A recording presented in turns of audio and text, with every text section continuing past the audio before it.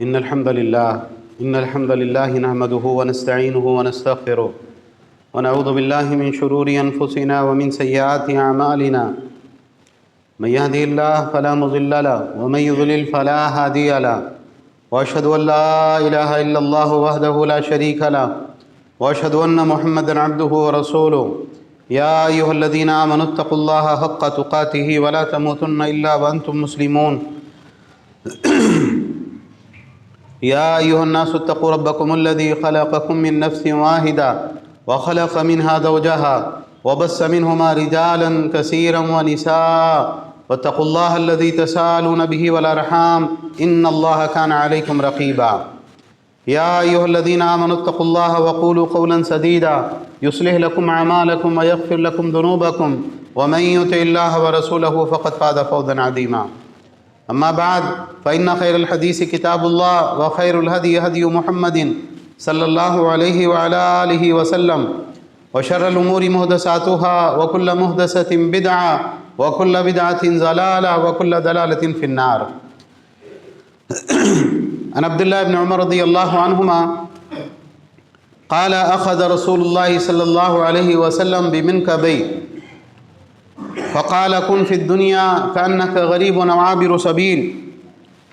وكان ابن عمر يقول إذا أمسيت فلا تنتظر الصباح، وإذا أصبحت فلا تنتظر المساء، وخذ من صحتك لمرضك ومن حياتك لموتك. محترم حضرات، ہر طرح کی تعریف و توصیف، حمد و ثنا، بڑائی، کبریائی اللہ رب العالمین احکم الحاکمین کے لیے لائق و دیبا ہے، جو سارے جہانوں کا بنانے والا اور پالنے والا ہے، بے حد مہربان، نہایت رحم کرنے والا ہے، رود جزا کا مالک ہے. ہر طرح کا نفع، نقصان، عزت، ذلت، تن تنہا اسی کے ہاتھ میں ہیں. اور بے شمار درود و سلام کا نزول ہو تمام انبیاء کرام پر، بالخصوص آخری نبی اور رسول رحمت للعالمین جناب محمد رسول اللہ صلی اللہ علیہ وسلم پر. بہرحال حمد و صلات کے بعد ایک حدیث صحیح بخاری سے میں نے آپ کے سامنے پڑھی، جس کو امام بخاری رحمہ اللہ نے کتاب الرقاق میں ذکر کیا ہے. عبداللہ ابن عمر رضی اللہ عنہما اس حدیث کے راوی ہیں. کہتے ہیں اللہ کے نبی صلی اللہ علیہ وسلم نے میرے کاندھوں پر ہاتھ رکھا، مجھے میرے کاندھوں سے پکڑا، اور آپ صلی اللہ علیہ وسلم نے مجھے نصیحت کرتے ہوئے یہ بات ارشاد فرمائی کہ دنیا کے اندر ایسے رہو جیسے کوئی اجنبی مسافر ہوتا ہے یا راہگیر ہوتا ہے. یہ نصیحت اللہ کے نبی صلی اللہ علیہ وسلم نے عبداللہ ابن عمر رضی اللہ عنہما کو کی. اور عبداللہ ابن عمر رضی اللہ تعالیٰ عنہما یہ حدیث سنانے کے بعد اپنے شاگردوں سے کہا کرتے تھے اذا امسیت فلا تنتظر الصباح، جب تم شام کر لو نا تو صبح کا انتظار مت کرنا کوئی نیک کام کرنے کے لیے، توبہ کرنے کے لیے، اللہ کی بارگاہ میں قربت حاصل کرنے کے لیے. اور جب تم صبح کر لو فلا تنتظر المساء، تو شام کا انتظار مت کرنا، مطلب شام میں ہو تو پتہ نہیں صبح ملے گی کہ نہیں ملے گی، اور اگر صبح کے وقت میں ہو گارنٹی نہیں ہے کہ شام آئے گی کہ نہیں آئے گی، اس سے پہلے اللہ کا بلاوا آ جائے گا. عبداللہ ابن عمر رضی اللہ عنہما اپنے شاگردوں کو نصیحت کرتے ہوئے کہا کرتے تھے خذ من صحتک لمرضک ومن حیاتک لموتک، جب تک صحت مند تندرست ہونا اپنے بیماری کے وقت کے لیے عمل کر لو. ہمیشہ صحت مند نہیں رہو گے، ایک دن ایسا آئے گا بیماریاں بھی لگ جائے گی. اور ہمیشہ زندہ نہیں رہو گے، ابھی زندہ ہو اللہ کی عبادت کر لو، توبہ کر لو، اللہ کو راضی کر لو، موت سے پہلے زندگی سے اپنے فائدہ اٹھا لو. حدیث صحیح ہے. اس حدیث کو امام بخاری نے کتاب الرقاق میں ذکر کیا ہے، اور صحیح بخاری میں 6416 نمبر پر یہ روایت موجود ہے. اس حدیث کے اندر جو لفظ اللہ کے نبی صلی اللہ علیہ وسلم نے استعمال کیا، کن فی الدنیا کانک غریب، دنیا کے اندر کیسے رہو جیسے کوئی غریب ہوتا ہے یا راہگیر ہوتا ہے. اردو زبان میں جب ہم غریب کا لفظ استعمال کرتے ہیں تو اس کے معنی کیا ہوتے ہیں؟ مفلس اور خلاش آدمی جس کے پاس پیسے نہیں ہوتے. عربی زبان میں غریب کے معنی کیا ہوتے ہیں؟ اجنبی انسان جس کو کوئی نہیں پہچانتا. اور شاید اسی وجہ سے اردو زبان میں غریب کو غریب کیوں کہا جاتا؟ غریب کو کوئی نہیں پہچانتا. جب پیسہ ہے تو لوگ پہچانیں گے، معلوم ہے اس کے پاس پیسہ نہیں ہے تو عام طور سے لوگ اس کو پہچانتے نہیں ہیں. تو عربی زبان میں غریب کے معنی کیا ہوتے ہیں؟ اجنبی. اور بعض جگہ اس کا ترجمہ آپ کو ملے گا مسافر، اس لیے کہ اگر ایک انسان سفر کرتے ہوئے کسی اجنبی علاقے کے اندر پہنچے تو وہاں پر اس کو کوئی بھی نہیں جانتا، جو اس کا آبائی وطن ہوتا ہے وہاں پر سب لوگ اس کو پہچانتے ہیں۔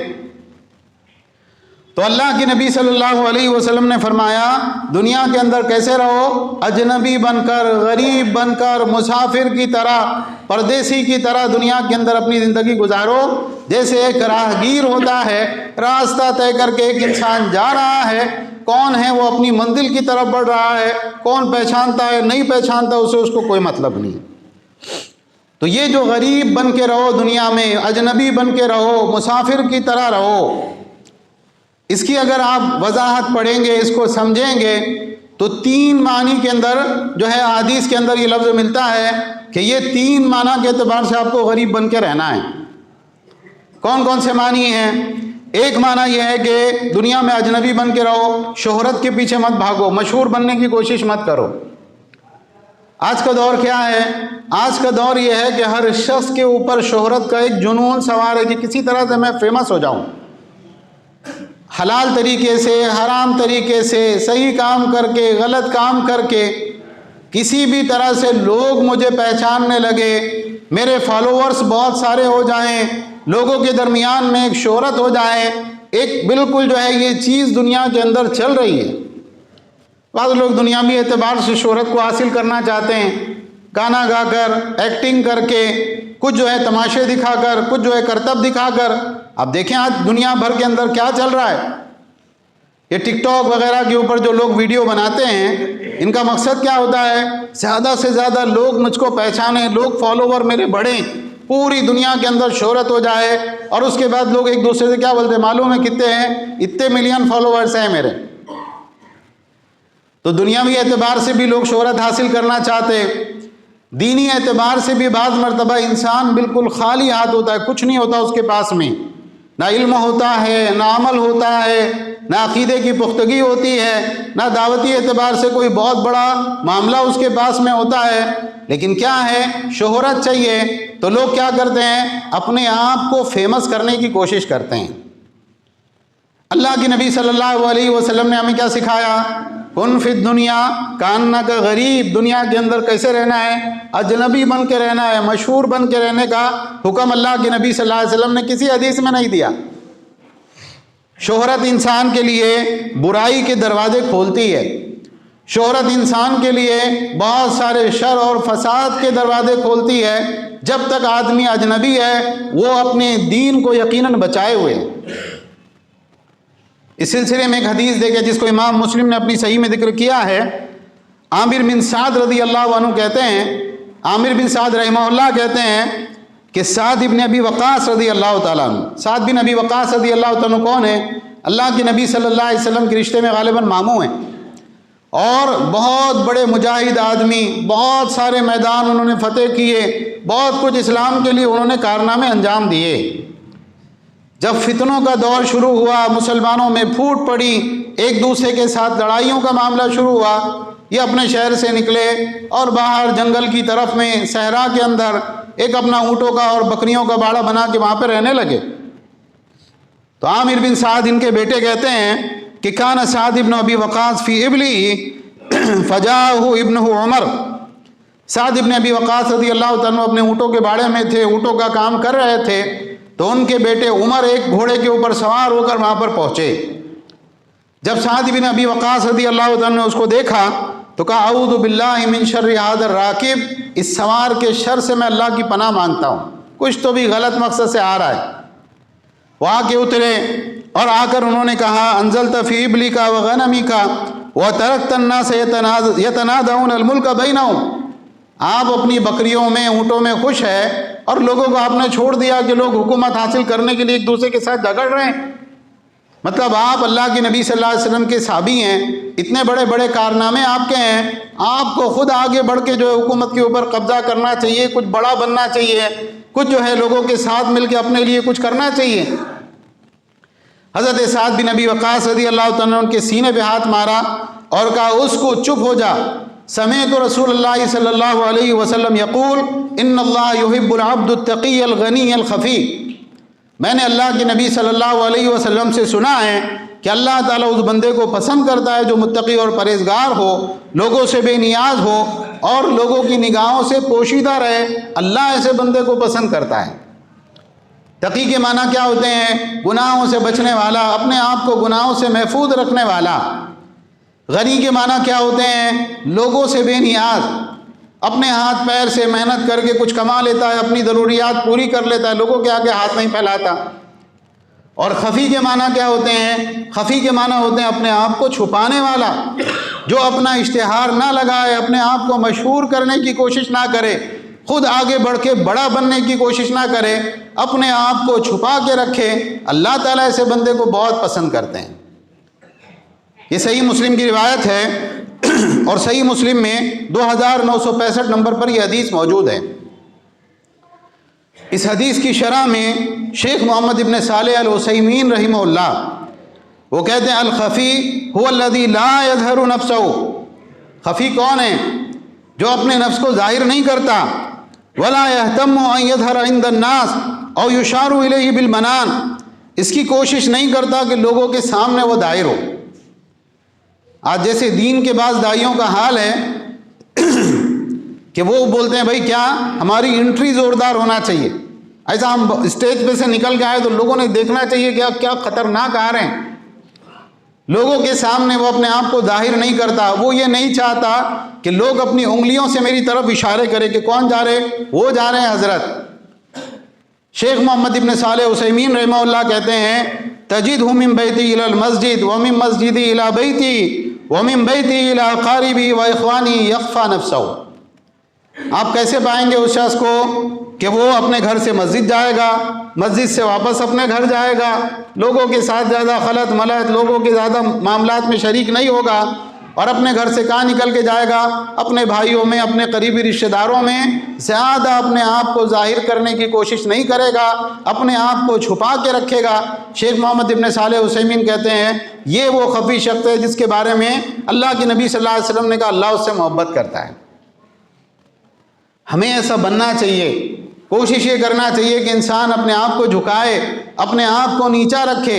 من تواضع للہ رفعہ اللہ، جو اللہ کے لیے تواضع اختیار کرتا ہے اللہ اس کو بلند کرتے ہیں۔ آج کے دور کا بہت بڑا فتنہ شہرت کا فتنہ ہے، فیمس ہونے کا فتنہ ہے، اور خاص طور سے جب ایک انسان دینی جو ہے طرز عمل میں ہو، ایک دین کی لائن میں ہو، اس نے بالکل اپنے آپ کو چھپا کے رکھنا چاہیے۔ کبھی اس کی یہ کوشش نہیں ہونا چاہیے کہ زیادہ سے زیادہ لوگ مجھ کو پہچانیں۔ کعب ابن مالک رضی اللہ عنہ کی حدیث ہے، اللہ کی نبی صلی اللہ علیہ وسلم نے کیا فرمایا؟ آپ نے کہا ما ذئبان جائعان ارسلا فی غنم بافسد لها من حرص المرء علی المال والشرف لدینی۔ دو بھوکے بھیڑیے ہوں اور بکریوں کے ایک جھنڈ کے اندر چھوڑ دیے جائیں تو بھیڑیا کا معاملہ کیسا ہوتا ہے؟ وہ پھاڑے گا بکریوں کو، اس کو مارے گا، اس کو پنجہ مارے گا، اس کو دانت مارے گا، اس کو کھانا اگر ایک بکری بھی رہے گی وہ پوری بکریوں کو چیر پھاڑ کر رکھ دے گا۔ تو اللہ کی نبی صلی اللہ علیہ وسلم نے فرمایا کہ دو بھوکے بھیڑیے بکریوں کے غلے میں جتنی ابتری، جتنا فساد پھیلا سکتے ہیں، اس سے زیادہ فساد انسان کے دین کو کون سی دو چیزیں جو ہے فساد میں ڈالتی ہے؟ ایک مال کی لالچ اور ایک بڑا بننے کی لالچ۔ یہ دو چیزیں انسان کے اندر پیدا ہو جائے، انسان کا دین مکمل خراب کر کے یہ دونوں چیزیں چھوڑتی۔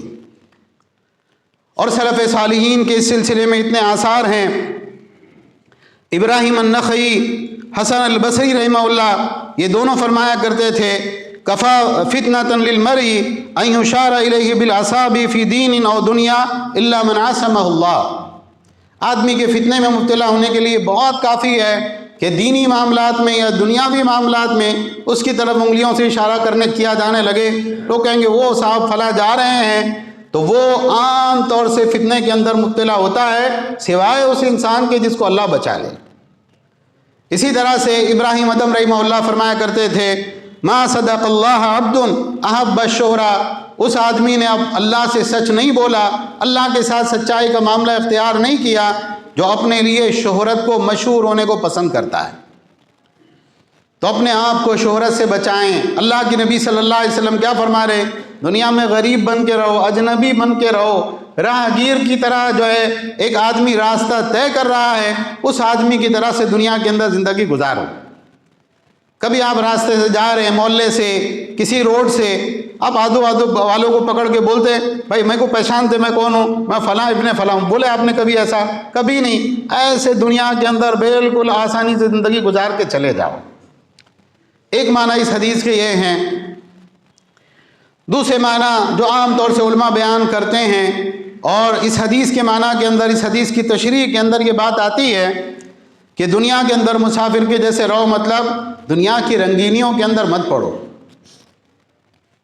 آج دنیا جتنی رنگین ہو چکی ہے، جتنی میٹھی، جتنی رنگین اور چمکدار، اللہ کے نبی صلی اللہ علیہ وسلم نے فرمایا دنیا میں اجنبی اور مسافر کی طرح، راہ گیر کی طرح رہو، چلتے رہو، آخرت کو اپنا مقصد بناؤ۔ آخرت کو مقصد بنا کر دنیا کی کچھ چیزیں حاصل ہو جاتی ہے، ٹھیک ہے، اس سے فائدہ اٹھا لو، لیکن تمہارا فوکس کدھر ہونا چاہیے؟ آخرت کی طرف۔ مسند احمد کی ایک روایت ہے، اللہ کے نبی صلی اللہ علیہ وسلم آرام کرنے کے لیے لیٹے ہیں، اور کس چیز کے اوپر لیٹے؟ اللہ کے نبی صلی اللہ علیہ وسلم ایک کھجور کی چھال کی بنی ہوئی چٹائی ہے جو بالکل کھردری ہے، غیر آرام دہ۔ آپ صلی اللہ علیہ وسلم سوئے اور آپ کا جسم گورا تھا، تو جب آپ صلی اللہ علیہ وسلم اٹھے تو اس چٹائی کے پورے آثار کس کے اوپر ظاہر ہو گئے؟ آپ کے بدن کے اوپر، پوری چٹائی چھپ گئی۔ تو صحابہ نے دیکھا تو ان کو لگا کہ اللہ کے نبی صلی اللہ علیہ وسلم کو کتنی تکلیف ہوئی ہوگی کہ آپ سو رہے ہیں لیکن آرام دہ نہیں ہیں، وہ چبھ رہا ہے آپ کے جسم کے اوپر۔ تو صحابہ نے کہا اللہ کے نبی آپ کہیں تو ہم آپ کو ایک گدا بنا دیتے ہیں جس پہ آپ آرام سے لیٹ سکیں گے، سکون سے آپ سو سکیں گے۔ تو اللہ کے نبی صلی اللہ علیہ وسلم نے اس کے جواب میں کیا فرمایا؟ ما لی ولی دنیا، میرا اور دنیا کا کیا جوڑ ہے؟ آپ نے کہا میری مثال تو ایسی ہے کہ ایک مسافر ہے، وہ چلتے چلتے ایک گرم دوپہر میں ایک درخت کے نیچے تھوڑی دیر قیلولہ کرنے کے لیے لیٹا، تھوڑی دیر اس نے سستا لیا اور اس کے بعد میں پھر اپنے سفر کی طرف نکل پڑا۔ اللہ کے نبی صلی اللہ علیہ وسلم کا گھر آپ دیکھیے، اللہ کے نبی صلی اللہ علیہ وسلم کا کھانے پینے کا مزاج آپ دیکھیے۔ زہد اس کو نہیں کہتے کہ آپ بالکل اچھا کھانا کھائیں ہی نہیں، کھانا سامنے آئے تو بولے اٹھا دو، میں صرف چٹنی روٹی کھاتا ہوں، اس کا نام زہد نہیں ہے۔ زہد کا نام اس چیز کا نام ہے کہ آپ کو اس سے کوئی فرق نہیں پڑتا کہ آپ کے کھانے میں بہت ساری منغن غذائیں ہیں یا آپ کے سامنے کوئی سادہ سی چیز رکھی ہے، مقصد وہ نہیں ہے۔ مقصد کیا ہے؟ آخرت ہے۔ جو چیز آسانی کے ساتھ مل جائے الحمدللہ کہہ کے انسان اس کو کھا لے، کپڑے اچھے مل جائیں الحمدللہ کہہ کے پہن لے، اور کپڑے اچھے نہ ملیں تو آخرت کی فکر کے اندر اس کے لیے وقت نہ ملے، کوئی بات نہیں، سادہ سا کوئی کپڑا ہے وہ پہن کے انسان زندگی گزار لے۔ تو اللہ کے نبی صلی اللہ علیہ وسلم نے ساری زندگی دسیوں احادیث میں آپ نے کہا دیکھو آخرت کی طرف، مقصد آخرت کی طرف نگاہ رکھو۔ کوئی غیر ضروری تعمیر ہوتی، ایک آدمی اپنے گھر کے اوپر ایک گنبد بھی بنا لیتا، اللہ کے نبی صلی اللہ علیہ وسلم بات نہیں کر رہے اس سے، جب تک وہ آدمی اپنے اس کو گرا نہ دے، اور جب وہ گرا کے واپس آیا اللہ کے نبی صلی اللہ علیہ وسلم نے کیا فرمایا؟ ہر تعمیر آدمی پر وبال ہے سوائے اس تعمیر کی جو سخت ضرورت اور مجبوری کی ہو۔ ایک آدمی لمبے بال رکھ لیتا ہے، خریم اسدی، اللہ کے نبی صلی اللہ علیہ وسلم کی نگاہ کچھ بدلی ہوئی پاتے ہیں۔ آپ نے کہا خریم کتنا اچھا آدمی ہے، لیکن ازار اس کی ٹخنے سے نیچے رہتی ہے اور بال بہت بڑے ہیں۔ وہ جاتے ہیں اور اپنے بال کاٹ کے کہاں تک کر لیتے ہیں؟ کانوں کی لو تک، اور اپنی ازار کو اوپر کر لیتے ہیں۔ اللہ کے نبی صلی اللہ علیہ وسلم سے کہتے ہیں یہ اچھا کیا۔ تو دنیا کے اندر کیسے رہنا ہے؟ مسافر کی طرح۔ مسافر کو کوئی پرواہ نہیں ہوتی کہ بھئی ایئرپورٹ کا لاؤنج کیسا ہے یا ریلوے اسٹیشن کا جو پلیٹ فارم ہے وہ کیسا ہے، اس کو وہاں سے ٹرین میں بیٹھنا ہے اور آگے جانا ہے۔ حضرت ابو عبیدہ ابن الجراح رضی اللہ عنہ بحرین سے خراج کا مال لے کر آتے ہیں۔ اب جو غریب صحابہ تھے، جو ضرورت مند تھے، ان کو معلوم ہوا کہ بحرین سے خراج کی رقم آئی ہے، تو وہ صاحب صبح کے وقت میں فجر کی نماز میں آگے کی صف میں آگے اللہ کے نبی صلی اللہ علیہ وسلم کے پیچھے نماز پڑھ رہے ہیں۔ آپ نے نماز پڑھی اور نماز پڑھنے کے بعد میں جب آپ نے سلام پھیرا اور لوگوں کی طرف متوجہ ہوئے، آپ ہنس دیے۔ آپ نے کہا اچھا مقصد سے آئے ہو پتہ ہے، اور خوشخبری قبول کرو، ہم تم کو خوش کر دیں گے، کوئی مسئلہ نہیں ہے، جو تمہاری ضرورت ہے ہم پوری کر دیں گے، لیکن اللہ کی قسم میں تمہارے بارے میں غربت سے نہیں ڈرتا کہ تم بہت فقیری کا شکار ہو جاؤ گے، غریب ہو جاؤ گے، لیکن مجھ کو اس بات کا ڈر ہے کہ تمہارے لیے دنیا کھول دی جائے گی اور تم دنیا کی دوڑ میں ایسے لگ جاؤ گے جیسے تم سے پہلے لوگ لگے، اور اس کے بعد میں کیا ہوگا، یہ دنیا کی دوڑ میں لگنا تم کو ایسے ہی ہلاک کر دے گا جیسے تم سے پہلی امتیں اس دنیا کی دوڑ میں لگنے کی وجہ سے ہلاک ہوئی ہیں۔ یہ ساری اللہ اس کے رسول صلی اللہ علیہ وسلم کی تعلیمات ہیں، اور ہم یہ دیکھیں کہ ہم کیا کر رہے ہیں۔ کہیں ہم دنیا کی دوڑ کے اندر تو نہیں لگ گئے، زیادہ سے زیادہ چھوٹا گھر ہے تو بڑا ہو جائے، بڑا ہے تو اس سے بڑا ہو جائے، 4 پیسے ہیں تو 10 پیسے ہو جائیں، 10 ہے تو 100 ہو جائیں، بزنس اور بڑھ جائے، جائیدادیں اور بڑھ جائیں، زمینیں اور خرید لیں، باغ اور کھیت اور لے لیں۔ اللہ تعالیٰ نے سورہ تکاثر کے اندر کیا فرمایا؟ الہاکم التکاثر حتی زرتم المقابر، زیادہ سے زیادہ کی چاہ نے تم کو غفلت کے اندر مبتلا کر رکھا، یہاں تک کہ تم نے قبروں کا منہ دیکھ لیا۔ جو آدمی دنیا کی دوڑ میں لگتا ہے وہ دنیا سے سیراب نہیں ہوتا، یہاں تک کہ موت کا فرشتہ آ کے ہاتھ پکڑ کے بولتا بس اب چلنا ہے۔ اللہ کے نبی صلی اللہ علیہ وسلم کی ایک حدیث ہے، آپ صلی اللہ علیہ وسلم نے فرمایا لو کان ابن آدم وادیان من ذہب، اگر ابن آدم کے لیے 2 وادیاں بھر کے، 2 پہاڑوں کے بیچ میں جو خالی جگہ ہوتی ہے، اتنا بھر کے بھی اگر اس کو سونا مل جائے تو اب وہ کیا کرے گا؟ وہ تیسری وادی کی تلاش میں نکلے گا کہ اور کہاں ملے گا۔ اللہ کے نبی صلی اللہ علیہ وسلم نے فرمایا کہ اس کا منہ قبر کی مٹی کے سوا اور کوئی چیز نہیں بھر سکتی، اللہ اس کی توبہ قبول کرتا ہے جو اللہ کی طرف توبہ کرتا ہے۔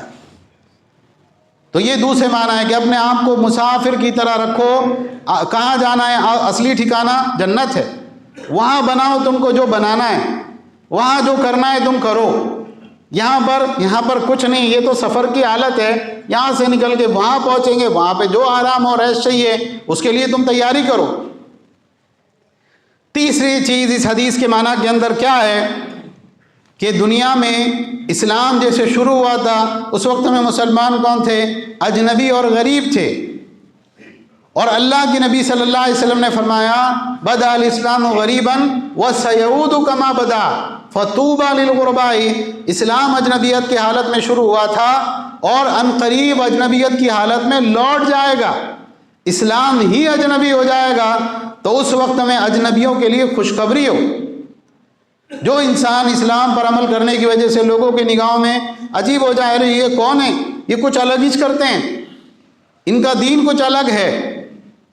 اگر واقعی اسلام پر عمل کرنے کی وجہ سے لوگ ہم کو اجنبی بنا دے، معاشرے کے اندر ہم الگ تھلگ ہو جائیں، کٹ جائیں، کوئی پرواہ نہیں۔ کیوں؟ اللہ کے نبی صلی اللہ علیہ وسلم نے فرمایا فطوبى للغرباء، اجنبیوں کے لیے خوشخبری ہو۔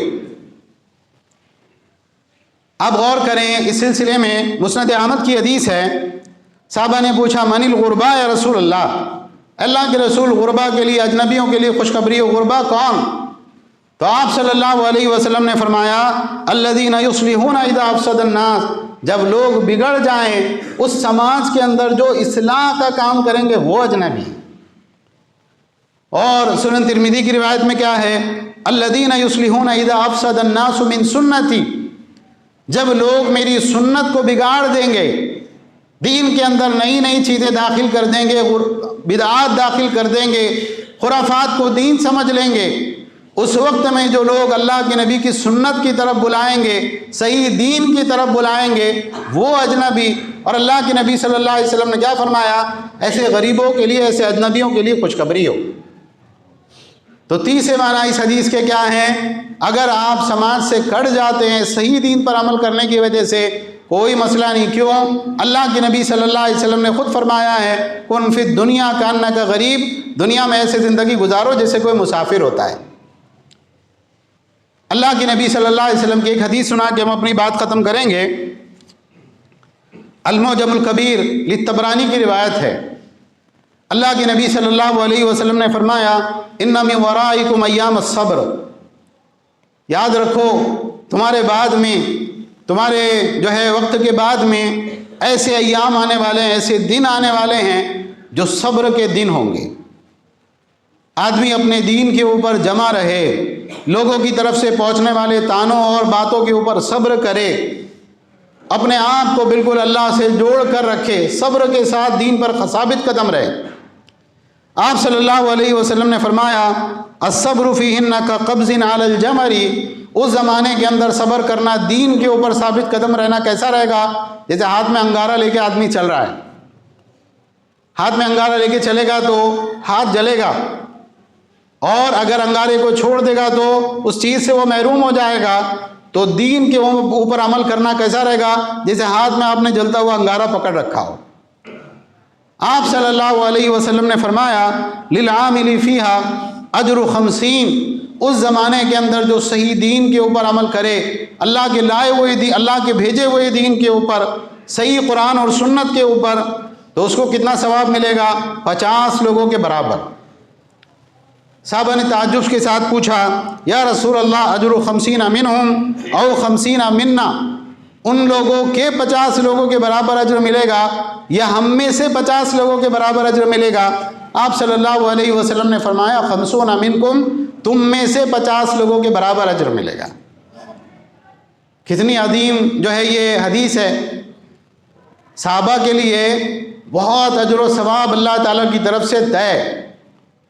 آپ صلی اللہ علیہ وسلم نے بعد حدیث کے اندر کیا فرمایا کہ اگر میرے کسی صحابی نے ایک مد خرچ کیا ہو اور بعد والا وہ پہاڑ کے برابر بھی سونا خرچ کر دے، وہ صحابی کے ایک مد کی برابری نہیں کر سکتا. اور اس حدیث کے اندر کیا بتایا جا رہا ہے کہ فتنے کے زمانے میں اللہ کے صحیح دین پہ عمل کرنے والے، توحید کے اوپر ثابت قدم، سنت کے اوپر ثابت قدم، قرآن اور سنت کے مطابق زندگی گزارنے والے، قرآن و سنت کی طرف لوگوں کو دعوت دینے والے، ایسے لوگوں کے لیے کتنا اجر اللہ نے رکھا ہے؟ 50 لوگوں کے برابر، عام لوگوں کے برابر نہیں، 50 صحابہ کے برابر. تو اس لیے بہت ضروری ہے کہ ہم اپنی اصلاح کریں. ضروری نہیں ہے کہ لوگ ہم کو قبول کریں، نہ کریں. نہیں، بہت سی مرتبہ شیطان کیا مغالطہ ڈالتا ہے. دیکھو آپ یہ دین کی باتیں کر رہے، بہت اچھی بات ہے، لیکن اگر آپ قرآن حدیث کی بات کریں گے، فلاں چیز سے منع کریں گے، فلاں بدعت سے، فلاں رسم سے، فلاں رواج سے، تو لوگ آپ کو شادیوں میں بلانا چھوڑ دیں گے. آپ کے بچوں سے رشتہ کسی کا نہیں ہوگا، آپ کے بچوں کی شادیوں میں پرابلم آئے گی. آپ کے گھر کے اندر میت ہوں گی تو لوگ آپ کے گھر میں میت میں نہیں آئیں گے. فلاں چیز ہوں گی تو لوگ آپ کا بائیکاٹ کر دیں گے. کر دیں بائیکاٹ، کوئی مسئلہ نہیں. کیا فرمایا اللہ کے نبی صلی اللہ علیہ وسلم نے؟ اسلام اجنبیت کی حالت میں شروع ہوا اور اسلام اجنبی بن جائے گا، اسلام پہ عمل کرنے والے بھی اجنبی بن جائیں گے. لیکن اللہ کے نبی صلی اللہ علیہ وسلم کیا فرما رہے؟ فطوبی للغرباء، ایسے اجنبیوں کے لیے خوشخبری اللہ تعالیٰ کی طرف سے. کیا ملے گا اللہ ہی بہتر جانتا ہے، لیکن جو ملے گا انسان کو خوش کر دے گا. اللہ تعالیٰ ہم سب کو کہنے سننے سے زیادہ عمل کی توفیق عطا فرمائیں. ساری دنیا کے اندر جہاں جہاں مسلمان پریشان حال ہے، اللہ ان کی پریشانیوں کو دور فرما. جو مسلمان قید و بند میں ہیں، اللہ ان کو آزادی اور رہائی عطا فرما. اللہ جو مسلمان زخمی ہیں، بیمار ہیں، اللہ ان کو جلد از جلد شفاء کاملہ عاجلہ عطا فرما. اللہ اسلام اور مسلمانوں کو غلبہ اور عزت عطا فرما. اللہ کفر اور کافروں کو ذلیل اور رسوا فرما. اللہ یہودی ہیں اور جو لوگ بھی مسلمانوں سے، اسلام سے جنگ کی حالت میں ہیں، اللہ ان کو ذلیل اور رسوا فرما. اللہ ان پر قوم عاد اور قوم سمود کی طرح سے عذاب نازل فرما. اللہ مسلمانوں کے لیے اپنی خصوصی مدد اتار دے. اللہ مسلمانوں کو فتح اور نصرت عطا فرما. اللہ مسلمانوں کی ضعف اور کمزوری کو دور فرما. اللہ ہم کو اسلام کے مطابق اپنی ساری زندگی گزارنے کی توفیق عطا فرما. اللہ کی نبی صلی اللہ علیہ وسلم کی سنتوں پر چلنے والا بنا. صحابہ کے منہج اور سلف کے نقش قدم کے اوپر چلنے والا بنا۔ اللہ شرک سے، بدعات سے، گناہوں سے ہم سب کی حفاظت فرما۔ اللہ ہمارے صغیرہ کبیرہ جو بھی گناہ ہو گئے ہیں، اللہ ہمارے گناہوں کی مغفرت فرما دے، ہمارے صغیرہ گناہوں کو بھی معاف فرما دے، کبیرہ گناہوں کو بھی معاف فرما دے، کھلے گناہوں کو بھی معاف فرما دے، چھپے گناہوں کو بھی معاف فرما دے۔ اللہ ہم کو دنیا میں بھلائی عطا فرما، آخرت میں بھلائی عطا فرما، اور ہمیں آگ کے عذاب سے بچا لے۔ اے اللہ ہمارے ماں باپ پر ایسے رحم فرما جسے انہوں نے بچپن میں ہم پر رحم کیا۔ اے اللہ ہم کو اپنی بیوی بچوں کی طرف سے آنکھوں کی ٹھنڈک عطا فرما اور ہمیں متقیوں کا امام بنا۔ اے اللہ ہم سب کی مغفرت فرما، کامل مغفرت فرما دے۔ اے اللہ ہماری بھی مغفرت فرما، ہمارے والدین کی مغفرت فرما، ہمارے بیوی بچوں کی مغفرت فرما، تمام مسلمان مردوں اور عورتوں کی مغفرت فرما دے۔ اللہ ہماری جو حاجتیں اور ضرورتیں ہیں آپ ہم سے بہتر جانتے ہیں، ہماری ساری حاجتوں اور ضرورتوں کو پورا فرما۔ جو مسلمان بیمار ہیں اللہ ان کو شفا کاملہ عاجلہ عطا فرما، جو مسلمان مقروض ہیں اللہ ان کے قرضے ادا فرما دے، جو بے روزگار ہیں اللہ ان کو حلال طیب روزگار عطا فرما دے، جو نکاح کے خواہش مند ہیں اللہ ان کو مناسب جوڑا عطا فرما، جو بے اولاد ہیں اللہ ان کو نیک صالح اولاد عطا فرما۔ جب تک زندہ رکھ اسلام اور ایمان پر زندہ رکھ، اور اسلام اور ایمان ہی کی حالت میں ہم کو وفات عطا فرما۔ آمین۔ وآخر دعوانا الحمد للہ رب العالمین۔